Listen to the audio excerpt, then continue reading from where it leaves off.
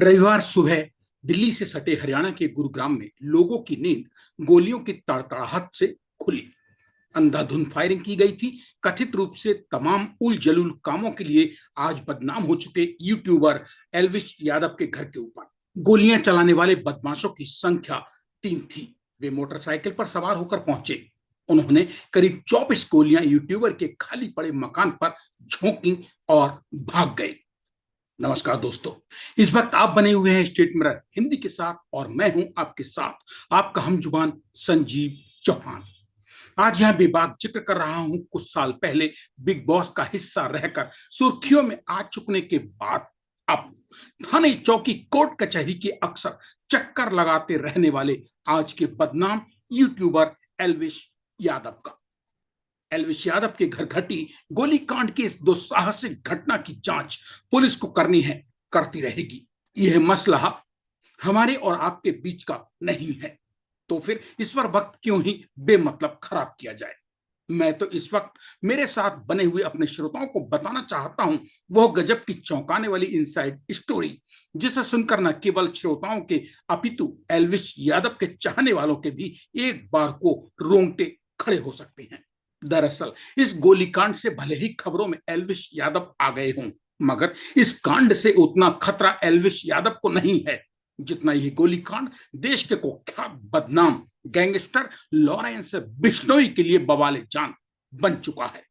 दरअसल ये घटना एल्विश यादव जैसे पॉपुलर कहिए या फिर अपने कर्मों के चलते आजकल थाने चौकी के चक्कर काट रहे एल्विश यादव से भी कहीं ज्यादा चिंता की बात है गैंगस्टर लॉरेंस बिश्नोई के लिए, क्योंकि एल्विश यादव के घर जिस भाऊ गैंग ने अपने शूटर्स से गोलियां चलवाने की कथित जिम्मेदारी ली है, वो भाऊ गैंग लॉरेंस बिश्नोई गैंग के लिए खुली चुनौती है।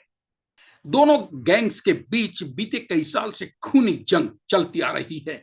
दोनों ही गैंग ने एक दूसरे को नीचा दिखाकर अपने गैंग को बुलंदी पर मौजूद दिखाने की खूनी चाहत में एक दूसरे के कई गैंग मेंबर गोलियों से भूनकर ठिकाने लगा दिए हैं।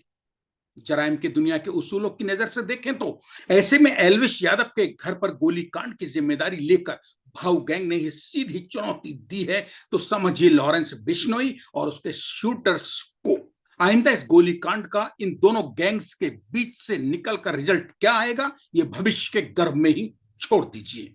फिलहाल अपने घर गोलीकांड की घटना से जिस कदर यूट्यूबर एल्विश यादव का परिवार खौफजदा है, उससे कहीं ज्यादा गुस्से में जेल में बंद पड़ा गैंगस्टर लॉरेंस बिश्नोई और जेल से बाहर मौजूद उसके शूटर्स हैं।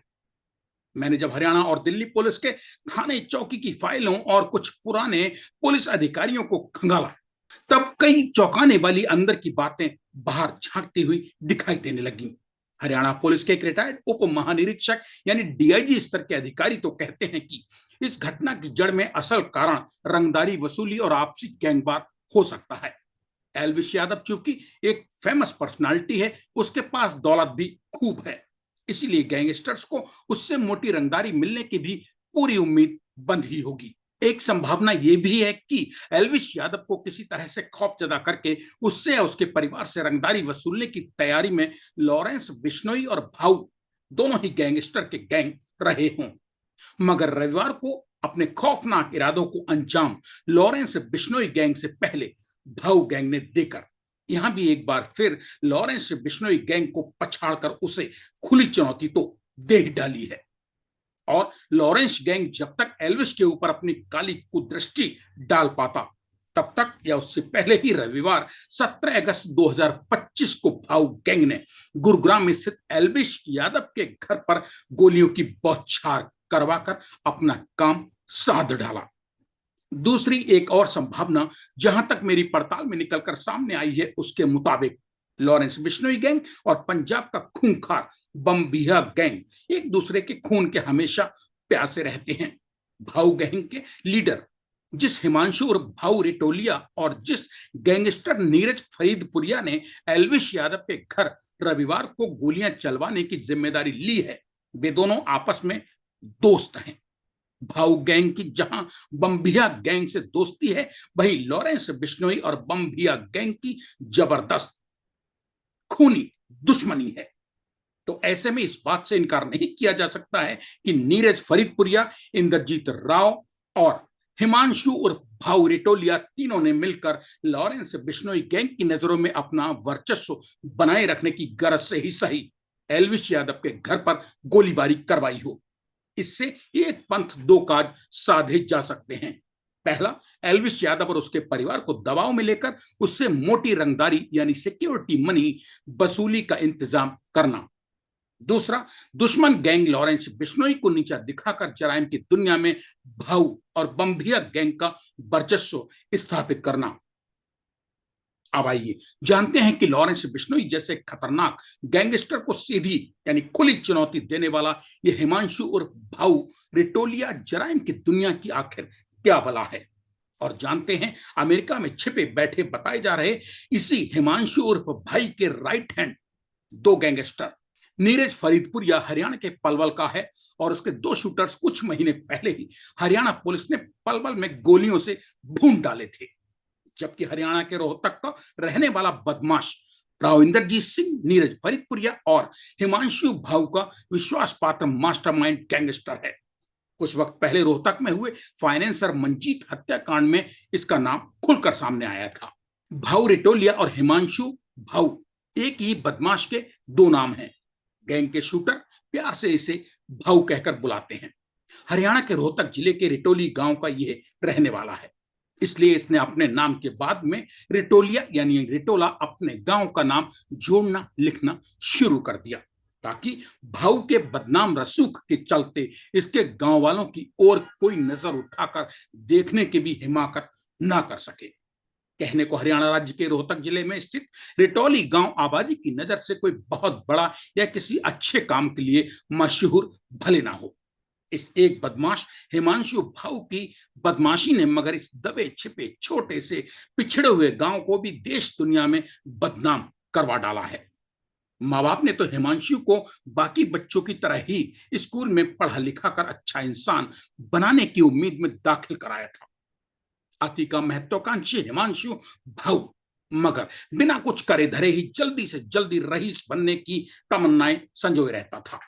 साल 2020 की बात है। एक दिन जब स्कूल से लौटा तो रास्ते में गांव के ही किसी निवासी से तू मैं यानी झगड़ा हो गया। बस फिर क्या था, भाऊ उसी टाइम कहीं से उसी दिन तमंचे का जुगाड़ करके लाया और उस शख्स के ऊपर गोलियां झोंक डाली जिससे झगड़ा हुआ था।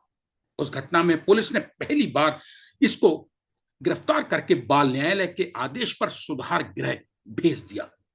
सुधार गृह के अंदर से वो भाग निकला। किशोरावस्था में यह घटना उसके जीवन की पहली आपराधिक घटना थी। बाल सुधार गृह से फरारी के बाद हिमांशु भाऊ ने शराफत की दुनिया की ओर मुड़कर देखने के बजाय जराइम की अंधी बहरी गूंगी लंगड़ी अंधेरी जिंदगी के कुएं में कूदकर खुद को तबाह कर लेना मंजूर किया और आज अमेरिका में छिपा रहकर भारत में एल्विस यादव जैसी सोने का अंडा देने वाली मुर्गियों को इसी तरह गोलियां चलवाकर उनसे रंगदारी वसूलने का काला कारोबार करने में जुटा है हिमांशु भाऊ। इसी के साथ अब आज मुझे यानी अपने हम जुबान संजीव चौहान को दीजिए इजाजत। इसी तरह की पड़ताल करती दो टूक खरी खरी अनकही अंदर की कहानी के साथ जब तक मैं दोबारा आपके बीच लौटकर आऊं, तब तक के लिए आप स्टेट मेरा हिंदी के यूट्यूब चैनल को सब्सक्राइब करके बेल आइकॉन दबाते जाइए ताकि हमारे चैनल का हर लाजवाब और समाज के लिए सरोकारी वीडियो आपके मोबाइल के जरिए आप तक अपलोड होते ही घर बैठे पहुंचता रहे। नमस्कार।